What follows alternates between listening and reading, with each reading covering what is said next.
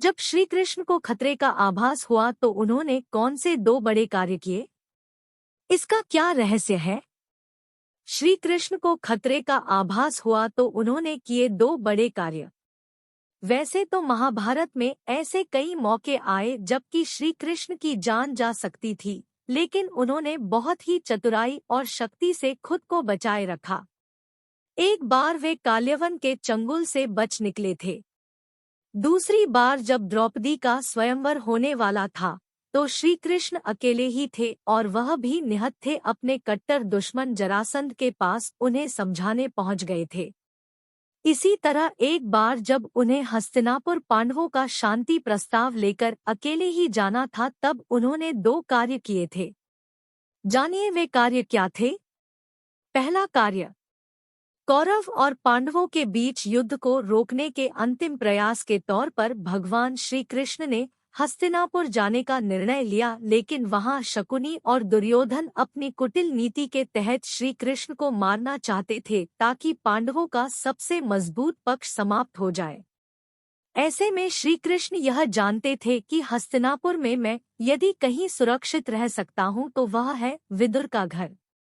विदुर की पत्नी एक यदुवंशी थी। दूसरी बात यह कि विदुर का दुर्योधन और शकुनी ने कई बार अपमान किया था, तो विदुर भी कहीं न कहीं दुर्योधन से चिढ़ते थे।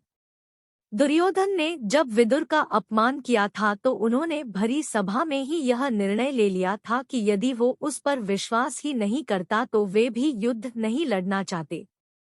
ऐसा कहकर विदुर में युद्ध नहीं लड़ने का संकल्प ले लिया था। जब श्री कृष्ण रात को विदुर के यहाँ रुके तो विदुर ने श्री कृष्ण को समझाया था कि आप यहाँ क्यों आ गए। वह दुष्ट दुर्योधन किसी की नहीं सुन रहा है, वह आपका भी अपमान जरूर करेगा। श्री कृष्ण जानते थे कि दुर्योधन भरी सभा में मेरा भी अपमान कर सकता है और उसके बाद परिस्थितियां बदल जाएंगी। ऐसे में हस्तिनापुर में उन्होंने विदुर के यहाँ रहने का फैसला किया, क्योंकि विदुर के पास एक ऐसा हथियार था जो अर्जुन के गांडीव से भी कई गुना शक्तिशाली था। विदुर के सहयोग से ही श्री कृष्ण ने हस्तिनापुर और राजमहल में ससम्मान प्रवेश किया। दूसरा कार्य, भगवान कृष्ण सात्यकी की योग्यता और निष्ठा पर बहुत विश्वास करते थे।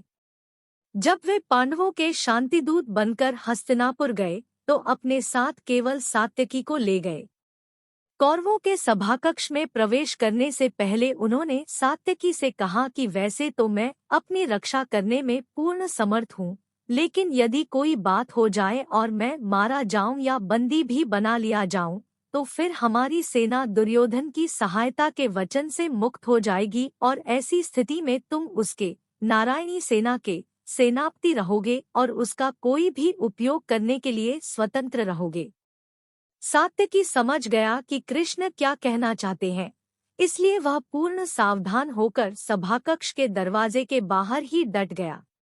सात्यकी पर विश्वास के कारण ही दुर्योधन के व्यवहार को देखकर सभाकक्ष में कृष्ण ने कौरवों को धमकाया था कि दूत के रूप में आए हुए मेरे साथ यहाँ कोई अनिष्ट करने से पहले आपको यह सोच लेना चाहिए कि जब हमारी यादव सेना के पास यह समाचार पहुँचेगा तो वह हस्तिनापुर की सड़कों पर क्या गजब ढाएगी।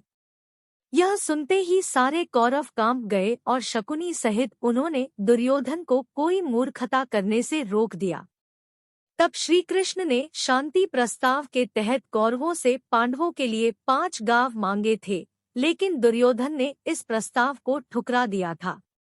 जय श्री कृष्णा। राधे राधे बोलना।